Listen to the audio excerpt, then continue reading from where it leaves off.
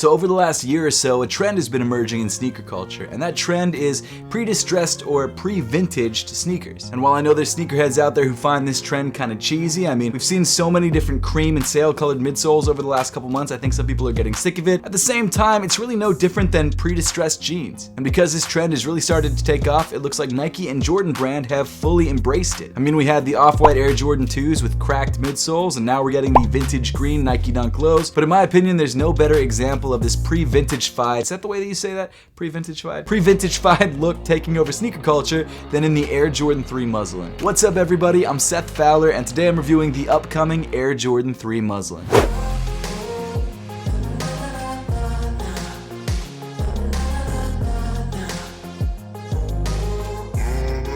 I mean, okay, yeah, the concept is starting to get a little bit old, it's starting to wear on me a little bit, but at the same time, this sneaker's fire. So if you'd like to grab a pair of the upcoming Air Jordan 3 Muslins, they drop on March 25th for a retail price of $200, or you could do what I did and grab a pair on GOAT for an insane resale price because the shoe is still early and I pay way too much money for my sneakers. If you guys would like to do that, or maybe just check the resale price of this shoe, make sure to click the affiliate link at the top of the description below. But before we dive into the review, let's take a quick look at the box. So unfortunately, not only are the shoes artificially aged, but it looks like so is the box. Seems like GOAT took it upon themselves to pre-distress the box for me so it matched with the sneakers. That aside though, the box itself probably did look good before it went through its own form of vintagification.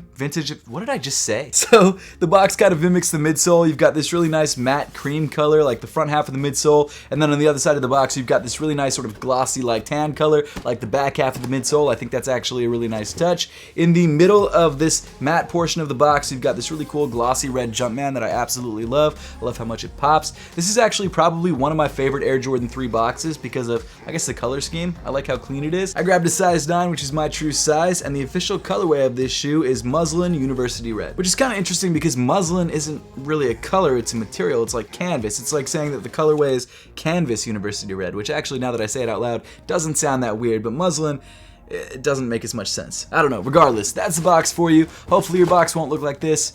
You know, it is what it is. But getting back into the review, the Air Jordan 3 Muslin was not really a shoe that was on my radar at the beginning of the year, but as we inch closer to the release of this sneaker, I've got to say that I am really into it. I mean, personally, the Jordan 3 is my second favorite Jordan silhouette after the Jordan 1, and when you get a shoe that comes in a colorway that's very similar to one of those classic colorways like the white cement 3s, except it features a more sort of aged tan look, which is really trendy at the moment like we've been talking about, I think it can't miss. And honestly, this is a shoe that's really taken me by surprise. I love the way this sneaker looks. I love the colors used on this shoe. I don't even mind the material changes, but we'll get to that a little bit later on in the review. But jumping into the shoe itself, around the toe of the sneaker on the mudguard, instead of your standard elephant print material like we're used to on Air Jordan 3s, you actually have this really nice hairy gray suede. Now I'm gonna let you guys in on a little secret of mine, one that I am not very happy to admit, but I'm not the biggest fan of elephant print. I said it, I know it's crazy, but it's true. And so when we get Air Jordan 3 models that switch out the elephant print for a more simple gray suede, I'm all for it. I mean, we had it most recently on the Alma Maniere Air Jordan 3s, and I love that sneaker. That's one of my favorite Air Jordan 3s of all time. Also crazy to say, but it's true. And now we have it on the Muslin Air Jordan 3s, and I feel like it's one of those changes that is simple and subtle, but it really makes a big difference. And in my opinion, it makes the shoe significantly cleaner. I understand the history behind the elephant print. I get it. I mean, I don't mind it. Like I said, I don't dislike it. It's just not my favorite. I much prefer this kind of material. The suede itself feels pretty nice to the touch, and it also looks like the mudguard is a little bit closer to the OG shape of the mudguard, a little bit thinner than usual, and I'm into it. I think it's a really nice touch. I think it's a really nice material change. I don't want every Air Jordan 3 to not have elephant print, but for the few that don't, when they use gray suede, I like it. Moving up from the gray suede, we get to the namesake of the sneaker, and that is this tan muslin upper. So muslin, like I said, is not a color, but it's actually a material, and it's a material that's very similar to canvas. So muslin is actually a thinner material than canvas. Not only that, it's a little bit smoother than canvas, and the weave seems to be a little bit tighter. Now the reason for the name muslin is because this material actually originates from Mosul in Iraq. And apparently when this material was first made, it was actually hand woven. It's obviously not the case anymore, and definitely not the case on this Air Jordan 3, but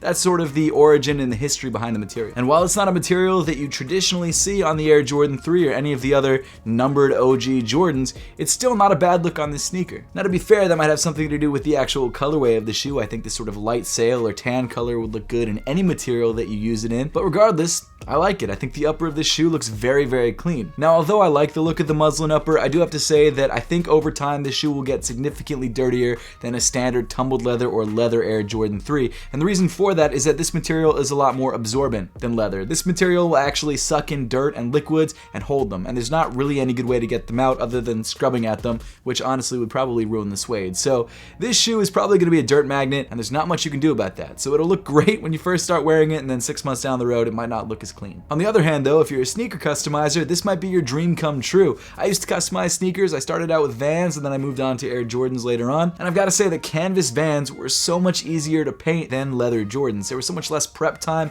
You didn't have to get rid of all the outer finishes that were on the leather on the canvas material, and the canvas just held the paint better. And I think that'll be the case on these Air Jordan 3s, and honestly, I don't know how big the customizer market is anymore. I think it was huge back in like 2014. I don't know if it's still as big as it used to be, but this will definitely be a shoe that I think we'll see a lot of customs on. And actually, come to think of it, this would be a really cool shoe to see bleach dyed or tie-dyed or something like that, or even just painted. I think the sneaker in general has so much potential, and that's one of the reasons I'm so excited about this shoe. I don't really customize sneakers anymore, but if I was going to again, this would be the sneaker that I would customize. As far as the actual feel of the material on foot, it feels fine. It doesn't feel any different than a standard Air Jordan 3. I think over time this will crease a little bit worse than a standard Air Jordan 3 because you can't really sort of flatten it out the way that you can with leather, but we'll just have to wait and see. And again, I just love the sail color. I think it looks incredible on the Air Jordan 3, and I'm surprised that they didn't make a Jordan 3 look like this before. But moving on from the muslin material, around the bottom of the tongue, you've got these 5 lace eyelets that come in bright red. And what I love about that hit is that it mimics OG Jordan 3s, like the black cement 3s and the white cement 3s.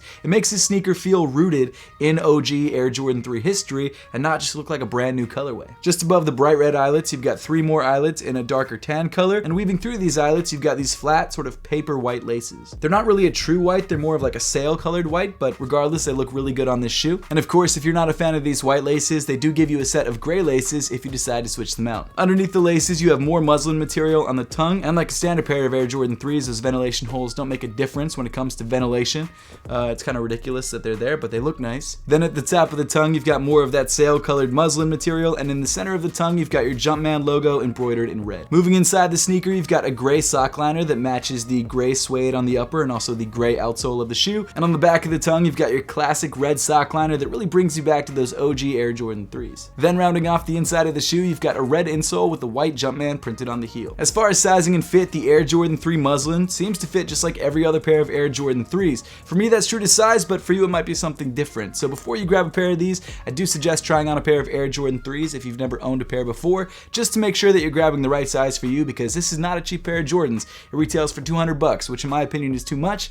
But hey, that's just my opinion. But as with a lot of limited Air Jordan sneakers that have released over the last couple years, it sometimes can be difficult to try a pair on first before you buy them, and for that reason, I would recommend going true to size in this shoe. Continuing back in the shoe, you get some more of that tan muslin material, and of course, around the top of the ankle, you get some more perforations. On the bottom of the heel, you've got more of that gray suede in place of your standard elephant print, which again, I like. And then getting to the back of the shoe, you get to your Air Jordan 3 heel tab, which looks like it's been sitting in a box for 20 years, but that's the look that they're going for, so I don't mind it. And then of course, in the center of the heel tab, you've got your embossed Air Jordan logo in bright red. Continuing down on the shoe, you get to the sail colored midsole, which is accented by this darker tan around the back of the shoe, which I really like. And of course, the midsole also matches the box, which is something that you don't see a lot of. And then finally, moving to the bottom of the shoe, you've got your gray rubber outsole accented by bright reds and a sail hit. So overall, the Air Jordan 3 muslin is a brand new Air Jordan 3 colorway that's actually surprisingly rooted in Air Jordan 3 heritage. It features a lot of the colors and the details that you find on OG Air Jordan 3s,